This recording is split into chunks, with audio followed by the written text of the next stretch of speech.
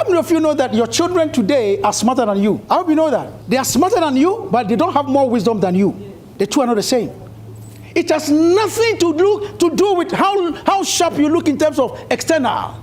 It doesn't matter whether you're wearing the Sheraton dress code or whatever. If you wear the Sheraton dress code, but what is coming out of you undermines the value system, then you are driving the whole brand downwards. So for a manager, and I'll come back to this, who do not appreciate the fact that there could be people below you who are smarter than you, your role is to know how to utilize those smartness. You'll be in trouble. People can't think any longer. If by virtue of the fact that you have risen to become a manager, if you don't sharpen your skills in knowing how to tap into the smartness of the people who work under you, you look ugly. You paint your face with all the things you wear, nice tie like my tie, but you look ugly intrinsically. And I'm going to show you some of the best practices you need to employ today as a leader. If you leave all the thinking to management, the company would go under.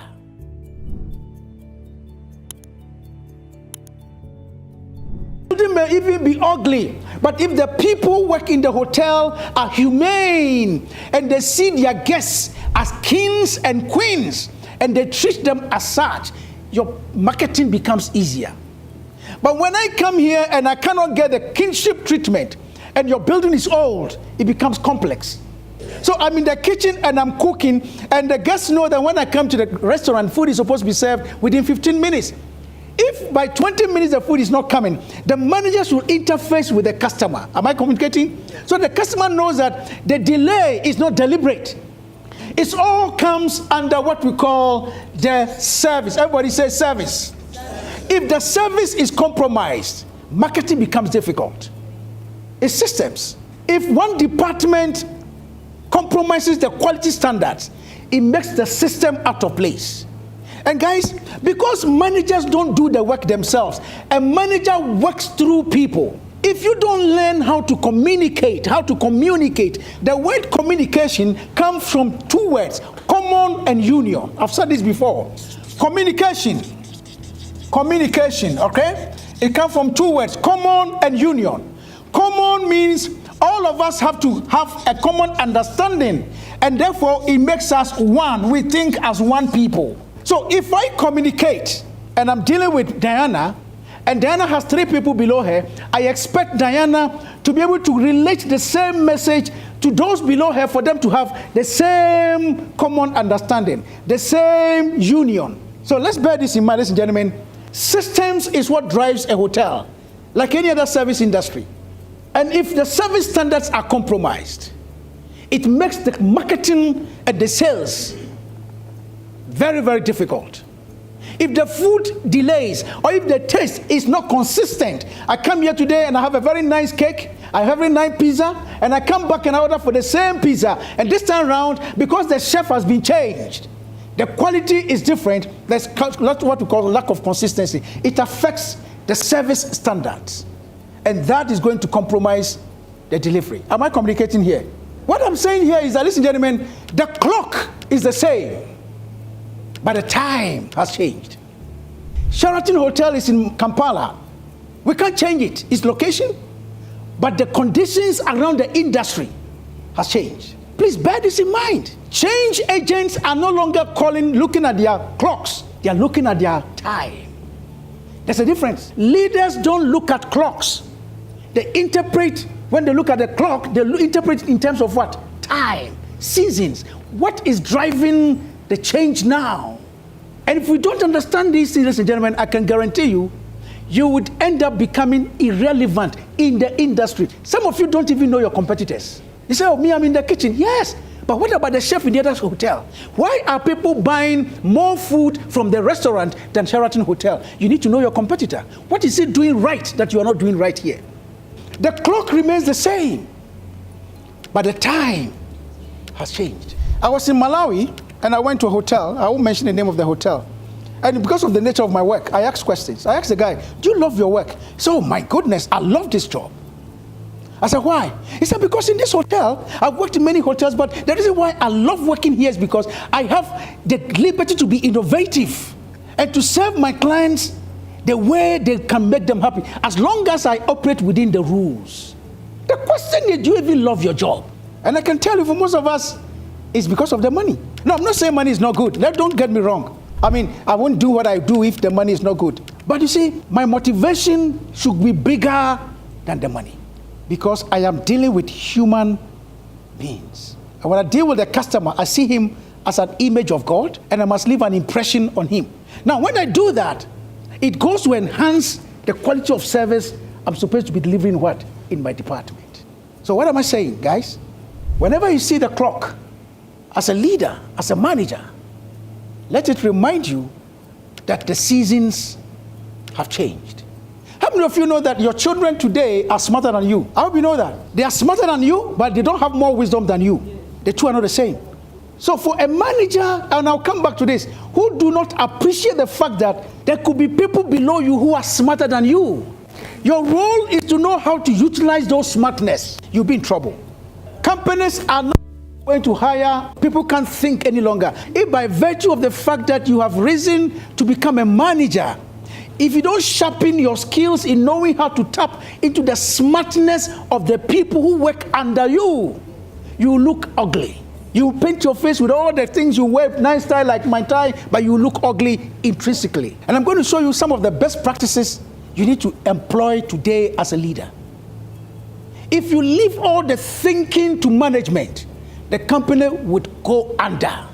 So as a leader, yours in your department, sit back, take cold water, a cup of tea, and ask questions. How can I use the skills and the talents of the people who are below me? Because they are smarter than I am.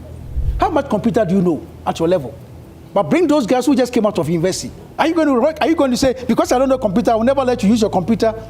No, you can't do that. If you are smart, hey, come, how do you do this?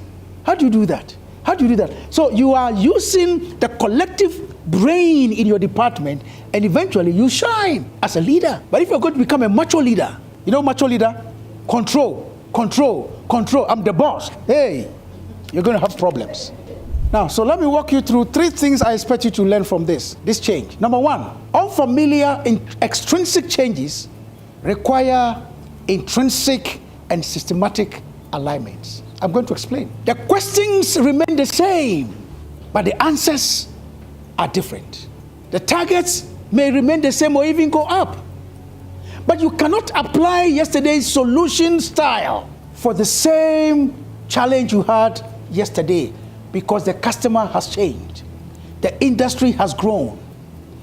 The factors that made you succeed last year have changed, and you cannot use the same methodology any longer. So that's the first thing. And if you are going to respond to external changes, ladies and gentlemen, it is not going to be based on your external features. It's going to be based on how intrinsically, internally, I think Monica mentioned it, what are you doing to ensure that you are upscaling, you are increasing in terms of your knowledge, you are increasing in terms of your leadership capabilities, you are exposing yourself to new ways of doing things intrinsically. And like I said earlier, ladies and gentlemen, if you don't change, change will change you. And that's a fact. So that's the first thing I want you to understand. A lot of things are changing around you. The industry has changed. When I was coming in, I saw 4 Points. I'm told it's under Sheraton Hotel. Now, 4 Points is a brand which is managed by Sheraton Hotel. Now, what that means is that if you are going to apply the standards here and you go to 4 Points and you cannot maintain the same standards, you're going to drive it down. So the issue of what didn't work last year, and therefore we cannot remodel it and reapply it this year, does not come in. Extrinsic changes require intrinsic alignments, systemic alignments, modification. Number 2, ladies and gentlemen, I want you to look at a butterfly. The butterfly has stages through which it goes to become a butterfly. He starts off as an egg. Is that all right? He lays the egg. Then from the egg, it comes to a caterpillar, which is larva. Then it goes to a pupa before it becomes a butterfly. Now, what does that mean to you in terms of what we are talking about here? If I move to become a caterpillar, and I'm still going to use the skills and the talents I had when I was in the egg, I'm going to operate like an egg. And if I operate like an egg when I'm a larva, I cannot move toward a pupa. And it becomes even dangerous when I become a butterfly and I'm using the same pupa skills, same pupa features to want to fly. That's not going to happen. So externally, there's been changes. And until I do intrinsic development, intrinsic capabilities, the butterfly cannot fly to where it wants to be. It has nothing to do with how sharp you look in terms of external. It doesn't matter whether you're wearing the Sheraton dress code or whatever. If you wear the Sheraton dress code, but what is coming out of you undermines the value system, then you are driving the whole brand downwards. Please understand this. You cannot be a butterfly and still operate with the pupa characteristics. So we are moving to catch the change. We've got to shed some stuff. Things that have become weighty on us, that the industry does no longer embrace. Let us do what? Shed them. I am created for Africa. So I work for Africa. One of the things I'm trying to drive on the continent is the issue of leadership. We cannot say we are leaders and then forget about what is happening at the geopolitical level. A lot of things are happening. We are going to raise young leaders who understand how to play global politics. That's the only way we can redeem our continent. And in the industry where we find ourselves in, ladies and gentlemen, a lot of changes are taking place. Look at the pupa. The pupa doesn't have this kind of, wings. Look at it. How can you be a butterfly and still operate as if you don't have wings? Because you see, what we are doing this pupa, there are some environments he cannot operate in. And if a butterfly and you cannot overcome what a pupa overcame, then it means that there's something wrong here. Some customers are not at this level, they are here. And we need to know how to deal with them. But when you have become a manager, a leader, and you are still operating with characteristics of a lover, then you don't need to be a manager. You cannot be a manager with two wings and operating like an egg, trying to please everybody, trying to play what we call the good guy and the bad guy game.